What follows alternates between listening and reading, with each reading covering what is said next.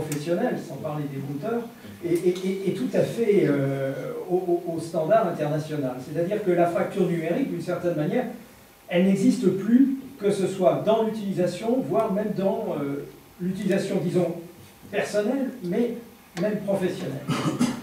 Mais par contre, ce qui m'étonne, mais peut-être je suis mal informé, c'est que je ne vois pas d'industrie de logiciels, parce que malgré tout, quand même, dans tout ce qui est numérique, il y a quand même ces logiciels qui sont les règles de fonctionnement des appareils, que ce soit des logiciels professionnels ou des logiciels de gestion, des logiciels de gestion, par exemple, informatique. Je ne vois pas émerger de fabricants, c'est-à-dire de production à l'échelle industrielle sur ces produits où pourtant le niveau technique est parfaitement capable de les engendrer. Alors, est-ce que là, il y a une absence de lien? Est-ce qu'il y a... Quelle explication est-ce que vous pourriez donner sur cette question? Merci. On prend une troisième question devant. Oui, ma question c'était au niveau de la triple extraversion, en fait, hein, avec l'exemple, on a vu ce matin de l'arachide. Vous avez en subodore pour le coton. Et le questionnement, c'est au niveau des financements, en fait, du financement de l'économie. Qui finance pour faire quoi et dans quel intérêt? Donc il y a cet aspect de triple extraversion là qui m'a interpellé, où je souhaiterais avoir des éclaircissements aussi avec les aspects monétaires qu'on ne comprend pas toujours. Merci beaucoup, grand merci. Je vais aller plus vite, parce que j'ai tendance à être un peu bavard. Mais sur les questions de M. Dabo de la Côte d'Ivoire, oui, vous avez raison. Sur le contrôle citoyen de l'action publique, je crois qu'il faudrait que ce contrôle s'étende à tous les champs. Et moi, ce qui m'a toujours surpris, parce que c'est aussi mon dada, c'est les banques centrales. J'observe qu'il n'y a jamais d'audit social de nos banques centrales. Alors même qu'on voit bien quelles sont des espèces d'excroissance ou d'entités un peu hors sol, avec des agents qui vivent très très bien et qui n'ont pas forcément beaucoup de liens avec la vie quotidienne. C'est-à-dire le gouverneur des banques centrales en zone franc ont plus de 30 000 € par mois de net d'impôts. Moi, quand j'ai travaillé à la Banque centrale, on était payé sur 14 mois. Je veux dire, net d'impôts, en fait, je veux dire, c'est quand même bizarre que dans des environnements où il y a autant de pauvreté, de misère, que des institutions qui sont censées avoir une mission de service public, comme le privilège de battre monnaie, ne soient jamais auditées, ne rendent pas compte à des assemblées.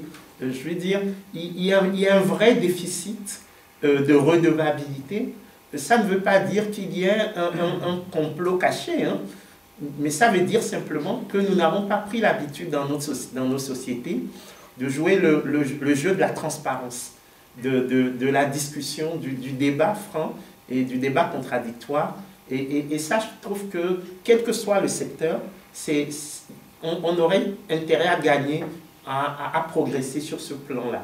Je trouve que c'est vraiment important. Donc, je suis d'accord avec vous, M. Dabo. Sur les IDE chinois, vous avez raison. Mais pourquoi est-ce que les Chinois prospèrent autant en Afrique? C'est parce qu'ils ont compris quelque chose que l'Occident ne veut pas comprendre. Et je pense que c'est tout à l'honneur de l'Occident, c'est de dire qu'on peut faire du développement sans démocratie. Au fond, c'est ça l'idée. L'idée chinoise, c'est celle-là.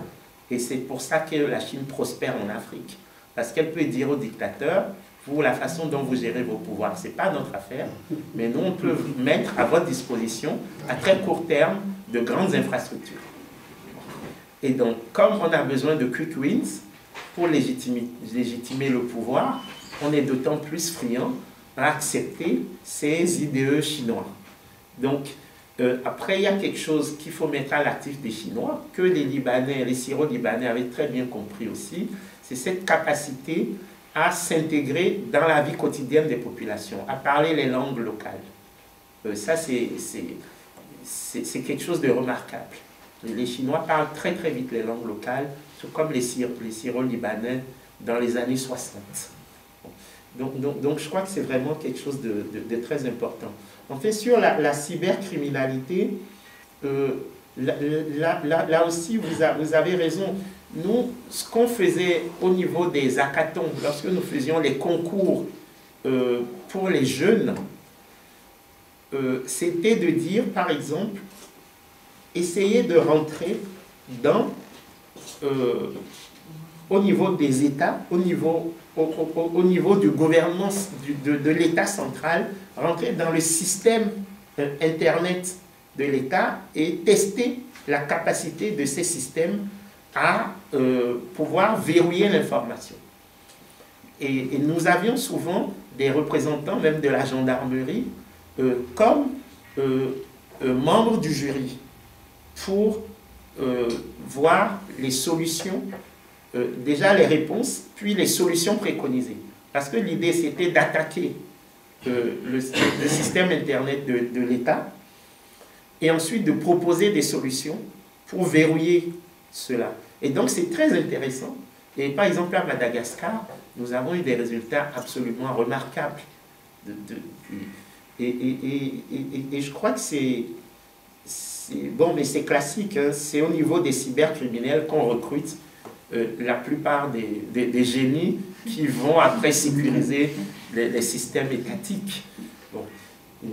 Pour les observations de Bernard, je pense que c'est vraiment crucial. Et moi, j'ai observé ça à la francophonie, c'est que la France n'a pas de vision pour la francophonie. C'est bizarre. C'est-à-dire qu'on se retrouve avec une droite française qui, historiquement, a toujours perçu la francophonie comme l'extension du domaine de l'Empire, okay, dans la pure tradition gaulienne, et une gauche française qui a toujours perçu la francophonie comme une sorte de prévalence de l'Empire. Et donc, dans cette idée anticoloniale portée par la gauche, il y a une difficulté à prendre la francophonie comme un espace de jeu qui, comme tous les espaces de jeu, mérite qu'on s'y intéresse. Résultat des courses, effectivement, il n'y a pas à part les rapports Zinsou-Védrine qui étaient quand même très légers, et le rapport Attali qui demandait que la francophonie devienne une union économique francophone, on n'a pas un vrai travail sur ce que représente l'espace francophone aujourd'hui pour la France. Moi, j'ai participé au dernier rapport Montaigne, mais c'est vrai que c'est un rapport pour les PME, quoi. C'était pas quelque chose de global. Enfin, sur le numérique, je crois que ce que tu remarques, Bernard, c'est en fait l'absence de politique publique. On n'arrive pas à intégrer les innovations dans des processus d'ensemble. Et ça, c'est quelque chose qu'on observe finalement dans tous les secteurs. On n'y arrive pas. C'est pour ça qu'il y a un très bon papier de l'AFD, du département de la recherche, intitulé « L'Afrique peut-elle sauter l'étape de l'industrialisation ?»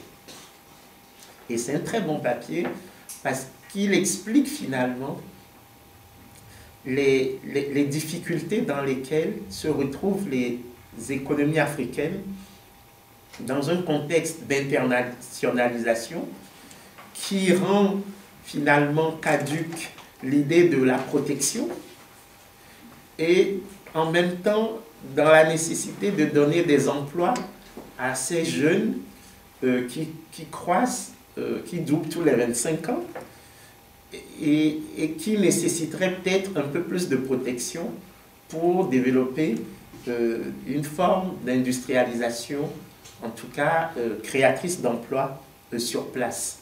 Donc je crois que le numérique n'échappe pas à ce dilemme et il y a peut-être l'espoir avec le Nigeria et son industrie du cinéma, le Nollywood, qui arrive à produire des logiciels et qui me font dire que finalement, quand le marché existe, il y a une tendance à quand même faire des efforts pour l'alimenter de manière endogène.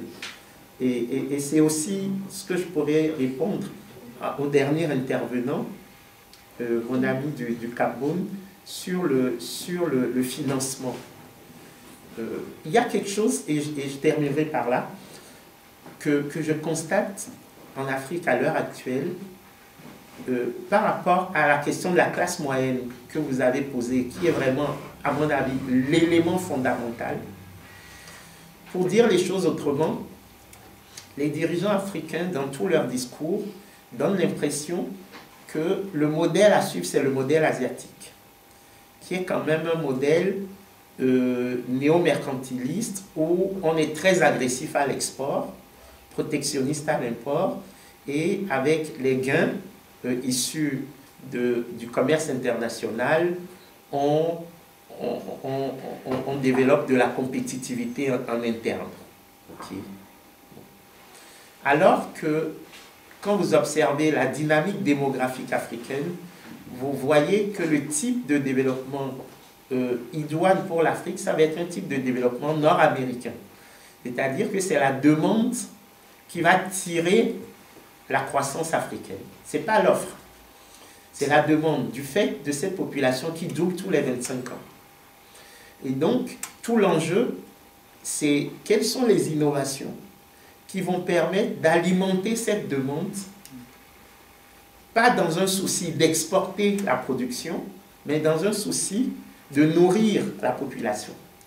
Et je crois que ce changement, en tout cas cette lecture paradigmatique tirée par la demande n'est pas suffisamment présente dans... Je crois qu'on va terminer sur ce point, parce que là on a vraiment exposé les temps. Non, mais comment on crée la demande? Comment on va créer la demande? Je crois que la demande est là, il ne s'agit pas de la créer. Où la demande? Aujourd'hui, ce que j'observe aujourd'hui, c'est que, et vous avez raison, Dimitri, c'est que dans le système occidental, c'est les revenus endogènes qui créent la demande. Aujourd'hui en Afrique, ce sont les transferts des migrants qui créent la demande. Et là, c'est très intéressant parce que ce n'est pas l'offre interne qui engendre le processus de génération de la demande via les revenus. Donc, ce n'est pas le schéma keynésien standard. C'est vraiment l'idée que des gens, puisque quand on prend l'Afrique, en gros, les transferts des migrants, c'est 11% du PIB africain. Donc, on a une offre qui n'est pas à la hauteur, mais on a une demande qui est supérieure, justement, au potentiel local, et donc qui génère beaucoup d'importations de biens et services. Il faut développer l'offre. Oui, mais c'est comme l'œuf et la poule. Ce que je veux dire, c'est il faut comprendre que le tracteur, c'est la demande.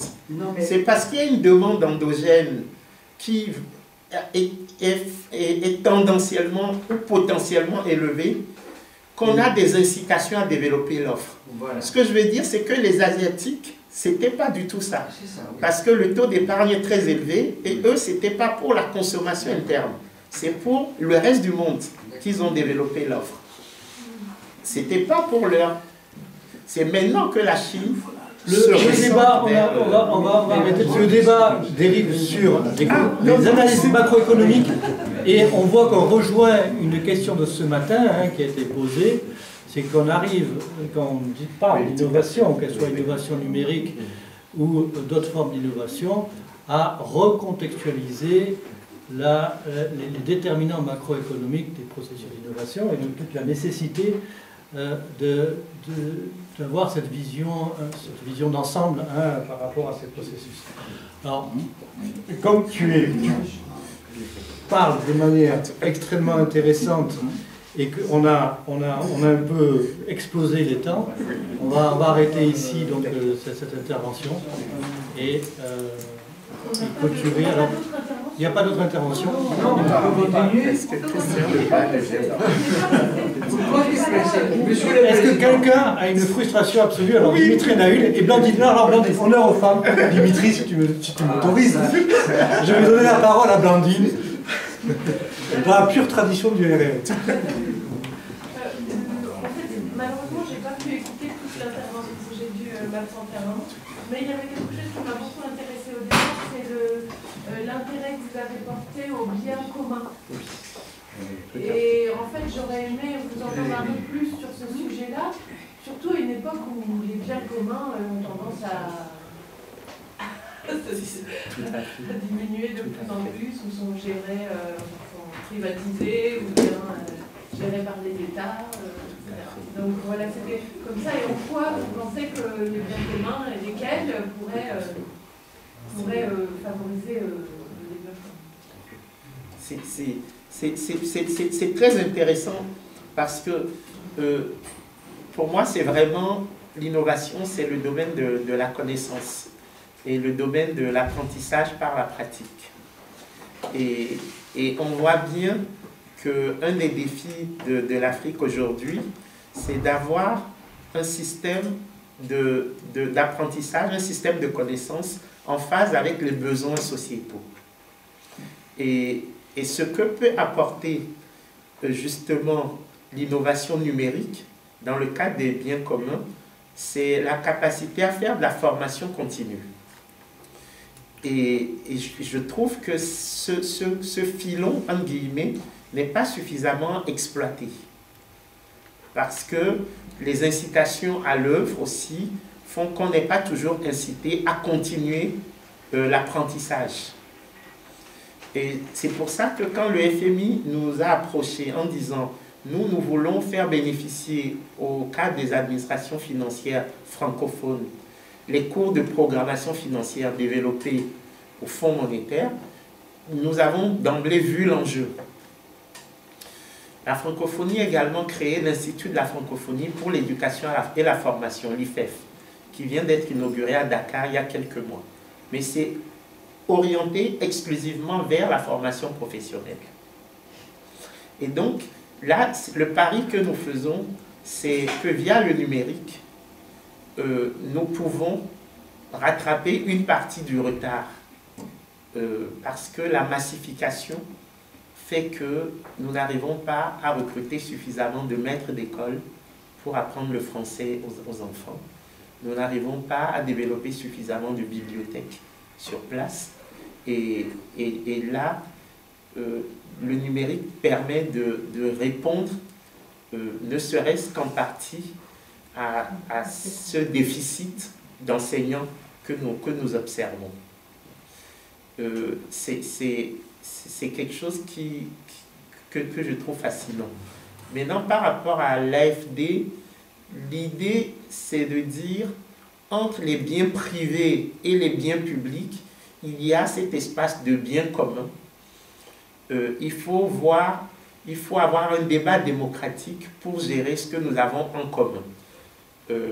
Du coup, cette économie du partage, cette économie des ressources qui se raréfient, c'est quelque chose de fondamental qui commence vraiment à prendre et qui nous oblige à aller relire des auteurs comme Amartya Sen et en fait toute la théorie du choix social et toute la philosophie politique.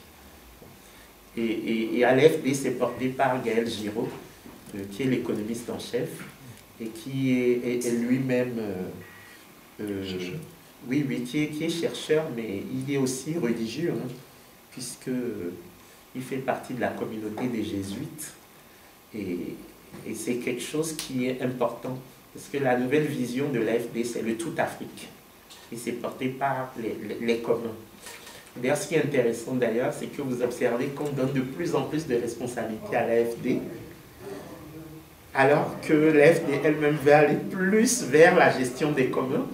Or, les responsabilités qu'on lui donne sont souvent des responsabilités de très très court terme et qui nécessitent d'avoir une forme de normativité que nous on pourrait qualifier d'arbitraire dès le départ, comme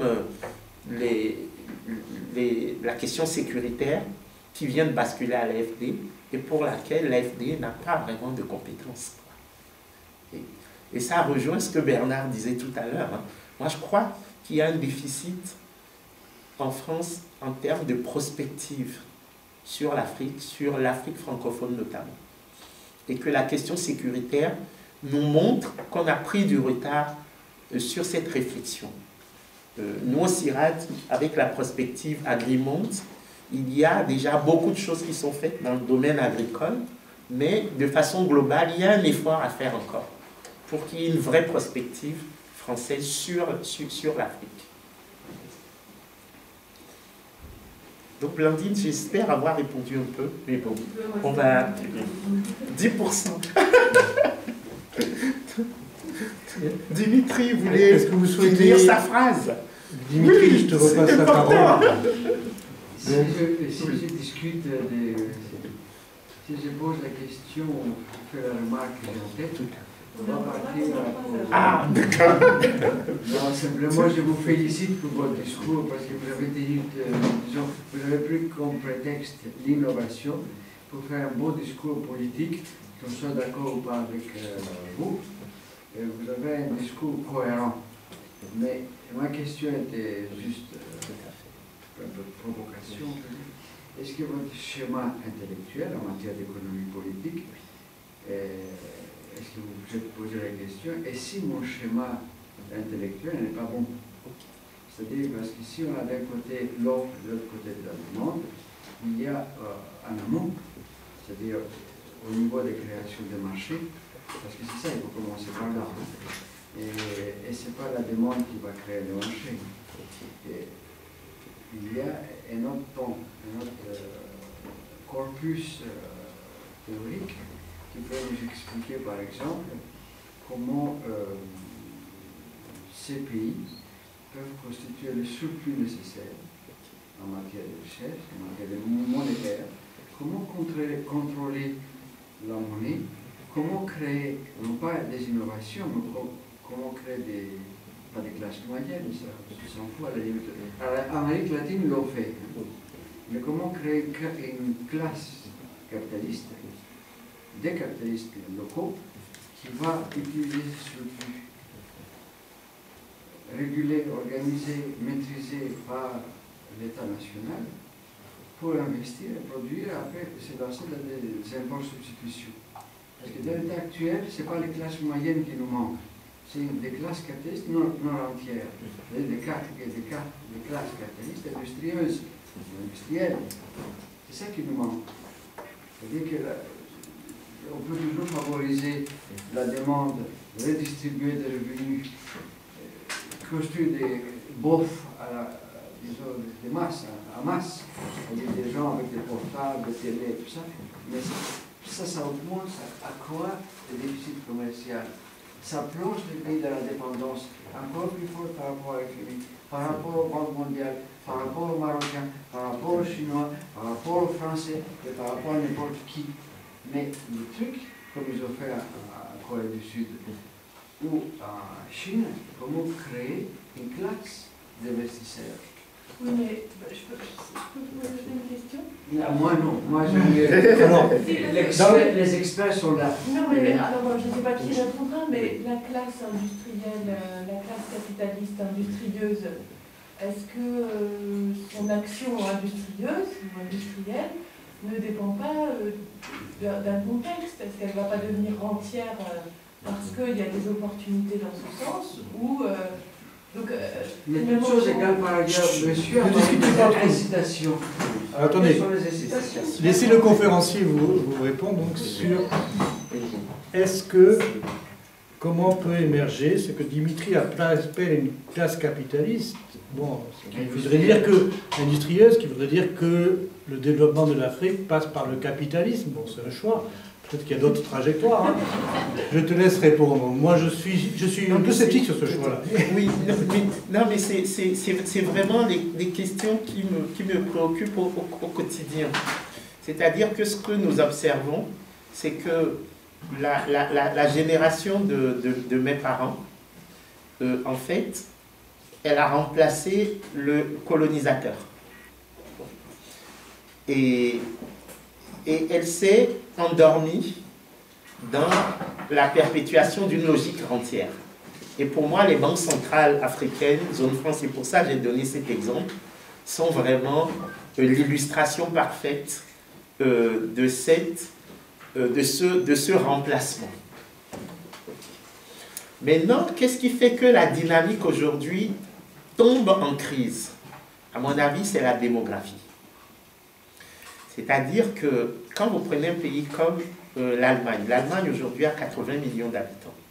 Nous savons que dans 20 ans, l'Allemagne aura 78 millions d'habitants. Mais quand vous prenez un pays comme le Nigeria, 78 millions d'habitants, c'était ce que le Nigeria avait en 1982. Aujourd'hui, le Nigeria a 156 millions d'habitants. Et dans 20 ans, ils auront 300 millions d'habitants.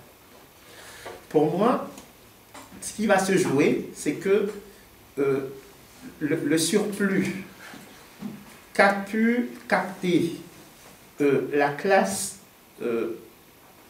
dirigeante africaine ne pourra plus suffire pour tenir ces sociétés avec une telle dynamique démographique. Ça veut dire que cette classe sera ou balayée ou obligée de créer un surplus et des modalités de partage de ce surplus beaucoup plus inclusives.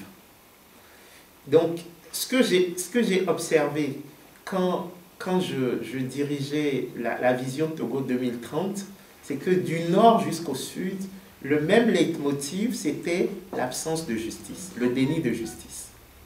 C'est ce que les populations disaient. Il n'y a pas de justice dans ce pays. Des fois, c'était sur les questions foncières. Des fois, c'était simplement sur la question de la cohabitation entre les autochtones et les allochtones. Et ainsi de suite. Et donc, c'est pour ça que je me dis qu'il y a, d'un point de vue méthodologique, il y a deux visions que nous pouvons mettre aujourd'hui en évidence pour accompagner la vision des années 60 portée sur l'Afrique par des gens comme Samir Amin et autres. C'est dire que le pouvoir politique aujourd'hui, il se partage, qu'on le veuille ou pas, du fait de la montée de ces jeunes via les réseaux sociaux, de ces collectivités territoriales, de ces firmes un peu transnationales. C'est quelque chose qui me paraît important.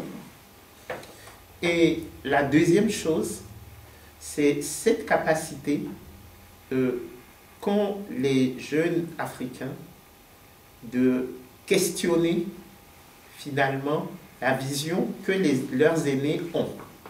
Ça me paraît vraiment important. Aujourd'hui, vous n'avez plus une seule interview de chef d'État dans laquelle on ne lui pose pas la question monétaire. Et ça, ce n'était pas le cas il y a 20 ans. Mais pourquoi? Parce que les gens se rendent compte que, par exemple, le CFA, c'est un vaste instrument d'accumulation hors de la zone franc. Mais le rôle des intellectuels, pour le coup, c'est d'arriver à leur donner à ces jeunes-là des éléments de décryptage de ce qu'ils observent de façon peut-être un peu, pas totalement nette, ou en tout cas leur contestation peut ne pas prendre la forme de la rigueur scientifique. Mais moi, on me pose souvent la question sur la monnaie CFA. On me dit, mais comment tu vois ces mouvements anti-CFA? Est-ce que ce n'est pas quelque chose de dangereux? Et j'ai l'habitude de dire, Marcel Mauss disait, la monnaie est un fait social total. Et donc c'est un fait qui n'est pas seulement économique, il est politique, il est religieux, il est sociétal. Et ces mouvements sociaux anti-CFA veulent dire quelque chose, veulent dire une demande d'émancipation de la jeunesse africaine. Souveraineté. Voilà, de souveraineté. Et c'est quelque chose qui me paraît vraiment fondamental. Bon, j'avoue que du point de vue méthodologique, moi, mon positionnement, c'était aussi circonstanciel, c'est-à-dire que tout comme des gens comme Achille Mbembe ou même Jean-François Bayard, on voulait sortir du structuralisme. Parce qu'on avait l'impression, à un moment donné, que les responsabilités individuelles quasiment de certaines élites africaines n'étaient pas pointées du doigt. Et que le volet systémique était beaucoup plus prégnant. Peut-être que ça a conduit aussi à aller à l'autre extrême, à ne voir que le rôle des acteurs et non plus le rôle des structures. Et je crois qu'il est peut-être temps, effectivement, de faire cette dialectique entre l'évolution des structures et les incitations des acteurs. L'acteur et le système. Voilà, Michel Crozier. Tout à fait, tout à fait. Mais en tout état de cause, je trouve que ce groupe de recherche est passionnant parce qu'il pourra mettre en évidence la pluralité des dynamiques, soit thématiques, soit territoriales, ou les deux. Et je trouve que c'est vraiment passionnant ce que vous faites. Oui, oui, tout à fait. Tout à fait. Si tu le souhaites, Capo, si tu te restes de l'énergie pour mettre par écrit une partie de ton intervention, eh bien, je pense que la revue Innovation sera un récépissé. Merci. Absolument heureuse d'accueillir un texte qui rende compte un petit peu de l'échange que nous avons aujourd'hui. En tout cas, merci beaucoup. Est-ce que je peux faire une annonce maintenant qui concerne ce groupe-là, qui va s'étendre, parce qu'on a travaillé avec ADU, c'est-à-dire Afrique Développement Université, depuis 2 ans, c'est la 4e séance, et à partir de la 5e, suite à une demande sociale, puisqu'on tient compte de la demande sociale, et dans un effort intellectuel, factuel, de comparaison internationale, maintenant le groupe va changer. On va concerner tous les développements en général, les pays en développement, les termes de développement, et ça va s'appeler Sciences, Technologie, Développement.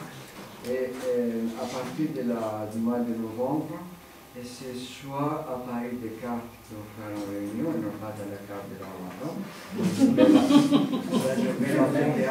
soit en partenariat avec l'UNESCO, un peu plus bas, à côté de la Tour Eiffel. Alors là, c'est-à-dire que là, on va donner une nouvelle perspective. On a fait notre stage de 2 ans. On a vu qu'il y a une demande, il y a des participations dans les publications. Alors, on ouvre à tous les pays en développement.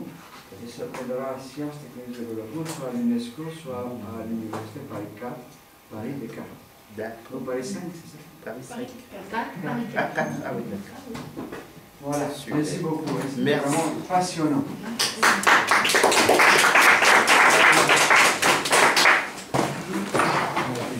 Ah, d'accord. D'accord.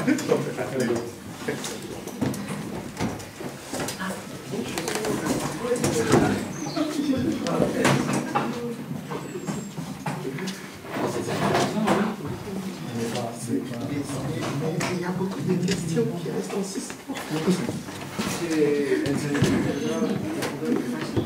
Quoi de neuf? On va voir comment on va les valoriser.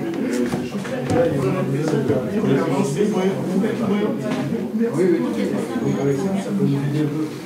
Quand il sera mis en ligne, il faut demander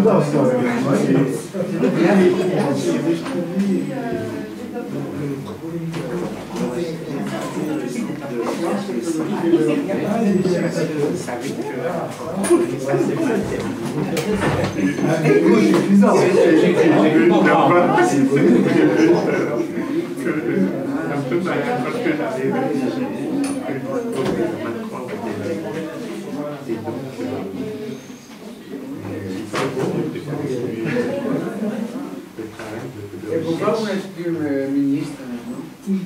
Non, la francophonie, pourquoi je ne suis pas à la francophonie? J'avais fait un papier lors du discours de Macron à Ouaga, qui a été très mal perçu et j'ai été viré pour ça. Ah oui, Ah oui. Parce que c'était sur la question monétaire, justement, la question du CFA. On ne peut pas avoir cet accès. Oui, c'était dans le fond. Ah oui, je me souviens de ça. C'était fait dans le fond. Ça n'a pas été. Ah, le courrier est tombé. Ah oui, c'est On va s'émanciper alors. Tu n'as pas été assez poétique ce jour. Voilà, donc j'apprends. Vous avez plus mis l'accent sur l'acteur que sur le Voilà, système. Le système s'est rappelé. Pourquoi il existe? Non, du coup, on aurait pu chercher quelques temps, parce qu'on ne sait pas trop Parce que les organismes internationaux ne sont pas structurés pour porter la réflexion. Ah non, non. J'ai vu que c'était Que même à la Banque mondiale romaine, il est obligé de parce que la critique, le placement du dans le green business, des repartis à l'université. C'est mieux comme ça. C'est ça. Non, mais l'intérêt de ces organisations, c'est qu'on peut accéder à certaines informations. Oui. C'est surtout ça qui m'intéressait, même par rapport au fait d'aller dans le gouvernement, c'était un peu pour capter l'info. Voilà, exactement. Oui, tout à fait, d'accord. J'espère que la prochaine fois, vous viendrez aussi. Oui. Moi, comme je suis basé à Paris, de toute façon, oui. Je suis à Paris. Le prochain, c'est le 12 novembre. Ok. Ah, mais les choses, ça va. Il fera plus chaud. Oui, soit aller C'est notre monde. Mais pas plus chaud. C'est ça. Voilà. Très bien, bravo. Merci.